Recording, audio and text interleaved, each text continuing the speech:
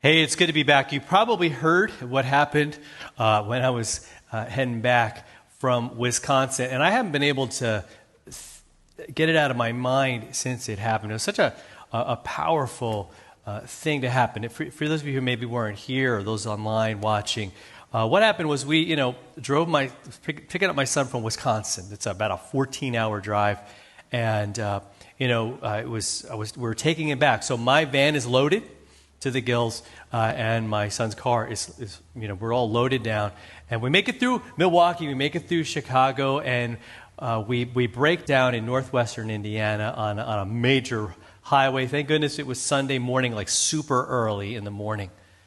But you know how that feels, right? When you see that, right? It was like in the cartoons, you heard that, and it was totally flat. So we changed the tire. We're kind of freaking out a little bit because, it's Mother's Day. I want to get home. I want to get home. And that word home was just right there in front of me. I want to get home. And I realized that I'm not getting home as early as I had hoped. I realized it's not the end of the world, but man, I had a plan, and we were going to get there at like 7 o'clock in the evening. It was going to be great, have a little bit of cake with Mom and have a celebration. But nope, none of that. So we take it to the only place that was open, and listen to this. It was like 3 miles from where we used to live. 3 miles, like the next exit. So we put the spare on, we hobble in there. The gal at the tire place says, about 2 hours, and we'll get you back on the road.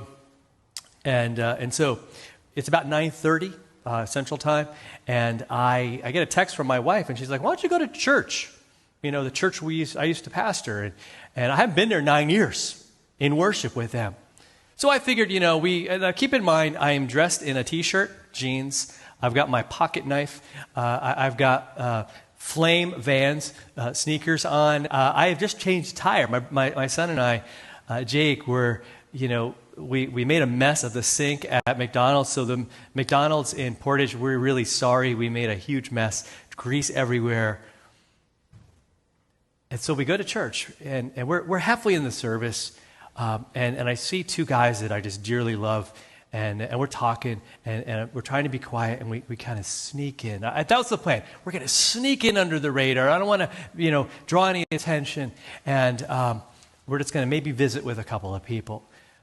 So Pastor Wally, who is the vacancy pastor there, he sees me. And I'm like, oh, man. So I no sooner get in the pew, and I hadn't even taken my jacket off. And he's like, "Hey, Pastor Fred's here." And I'm like, oh, no. He sees me. And it was like in a split second, he says, "Pastor Fred, I need you to come and help with communion."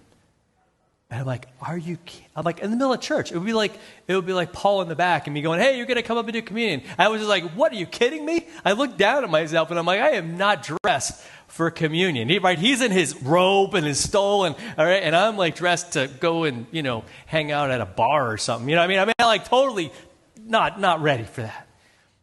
And he goes, "Nah," he goes, "you got to come up."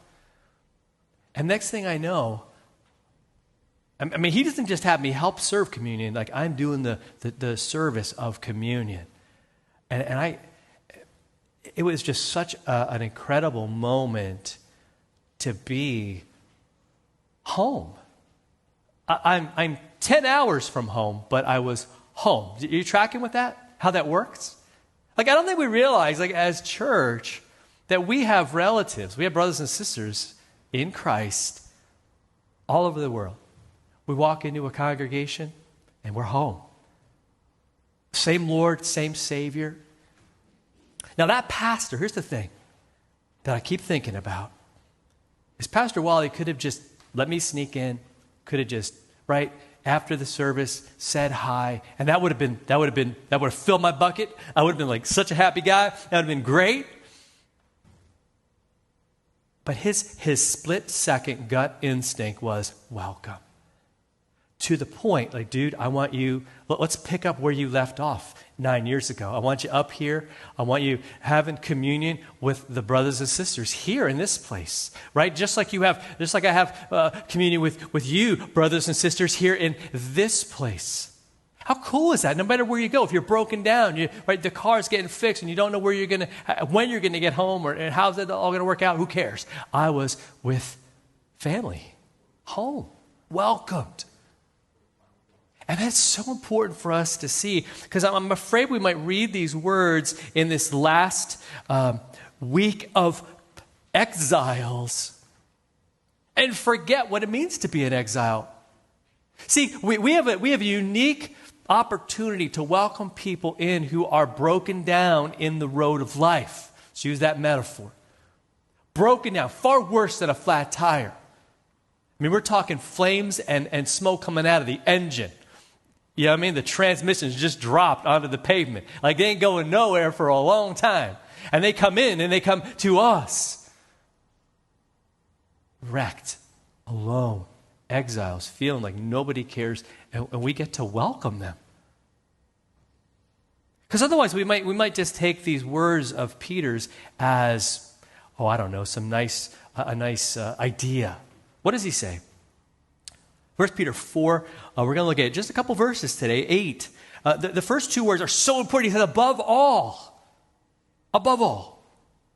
Above all. In this whole section, he's kind of talking about, like, how do you do life as exiles? How do we do life? And we've been talking about that week after week. What does life look like for us who are strangers here? Heaven is our home. We're not home yet. So how do we live? And we live in this struggle. We live in a world that's not always going to love us. It's going to be hostile to what we believe. We're seeing more and more of that today. Stand up for what's right, you get your head smacked. You get read the riot, you get canceled, whatever it is. It happens over and over and over again. And so he says, like this is the thing to focus on, to keep loving one another. Notice the word he uses, earnestly. Because let's be honest, is sometimes our love a little less than spectacular, right? When it comes to people who are like, I have to love you, right? But imagine if earnestly, like with this, like the word there is like a really, an intense intention. Like I want to do that. Like did you hear the reading from with Mephibosheth? What a great name. That's always remember, this is a lesson for you. This is a little sidebar, that when you agree to do the readings, like at church, you sign up for that, make sure you read them beforehand, because that has a lot of tough words. So I give Mark credit. Anyway, everyone gets extra gold stars for rocking that, Mephibosheth in and of itself. What a beautiful story. I want you to notice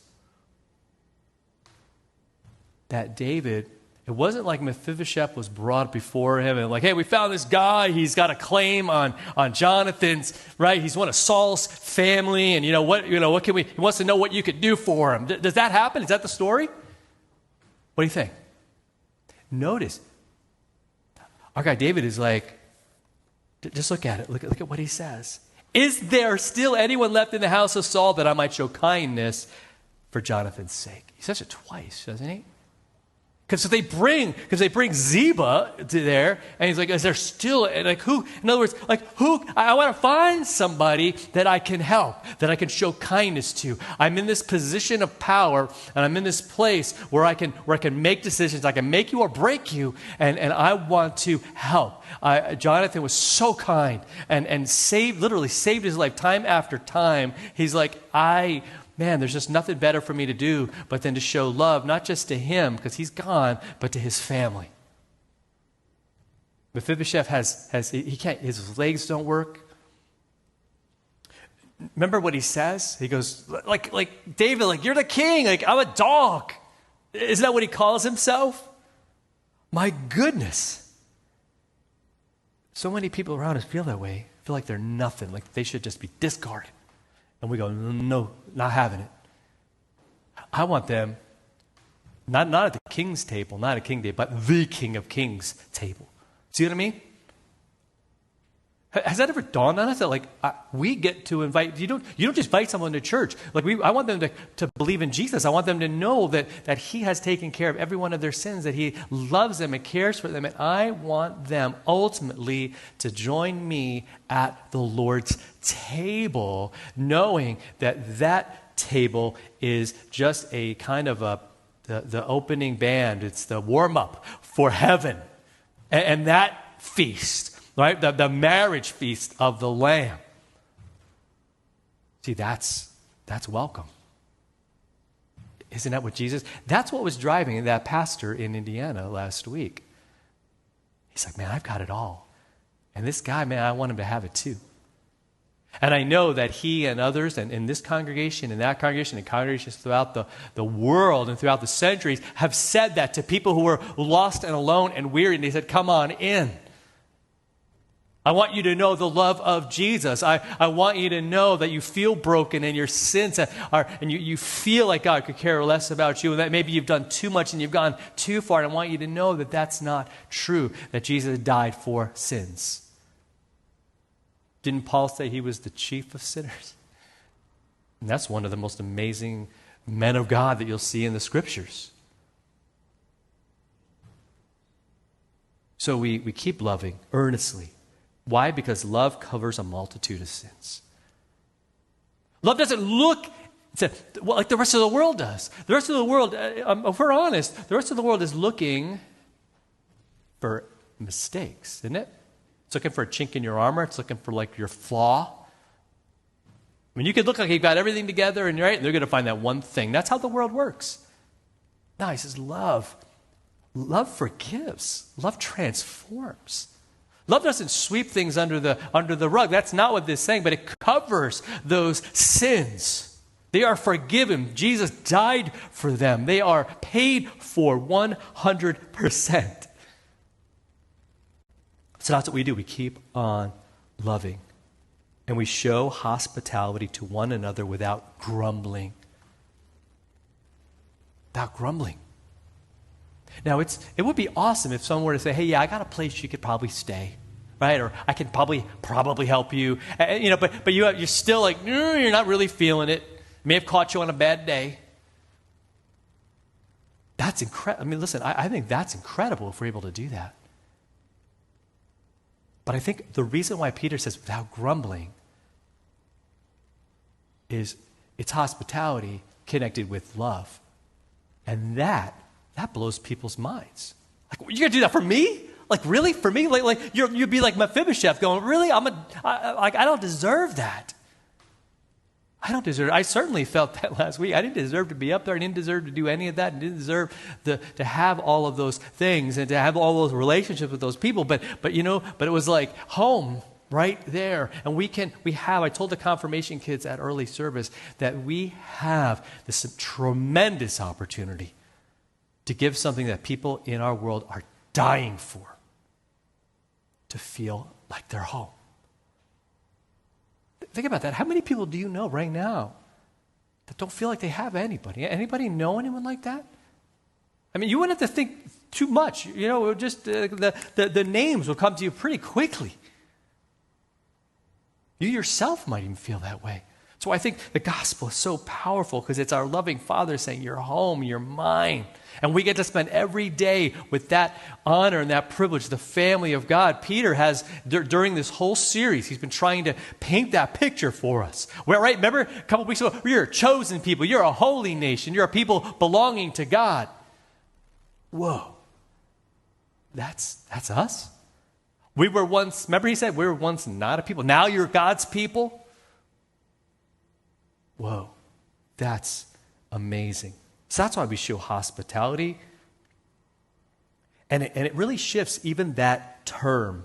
I know like on, HGTV, right, they have, people that have these beautiful homes and they're saying, make your home a showcase so then you have company, they can come and check it all out, And that's awesome. If that's your place, I love it. But, and if you watch the follow-throughs this week, I'm going to refer to something called messy hospitality, right? That's for me. That's for me. I'm not, if you've been in my office, it's a hot mess in there. Small children can get lost sometimes in my office.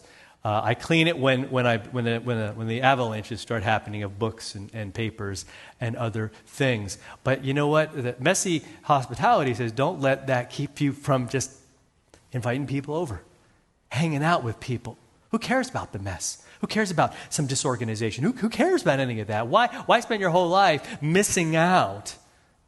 Because it's not the stuff that matters, it's the people, isn't it? Gathering around, and some of the people in this room, I've had like an amazing opportunity to spend time where they welcomed me into their homes, right? Michael, I'm looking at you, right? And it's like, man, I'm home. I want us to be convinced that we have this amazing gift to give to the people around us, right? And then verse 10 says, as each has received a gift, we're to use it to serve one another as good stewards of God's varied grace. So God gives us all different gifts. There's different things we're good at. And the purpose of them is that they would be used to help others. That pastor last week didn't use his gift as pastor to say, he could have said, well, Brent, I'm the pastor here. Dude, you sit in the pew. You stay away. But he's like, no.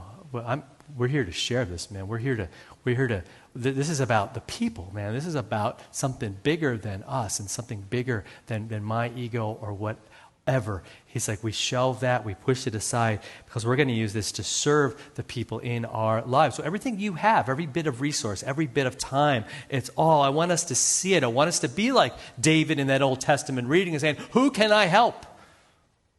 Lord, who's out there today that needs my help? And don't overthink it. Because for some people around us, they simply need someone to listen. How would that feel for you if someone just listened?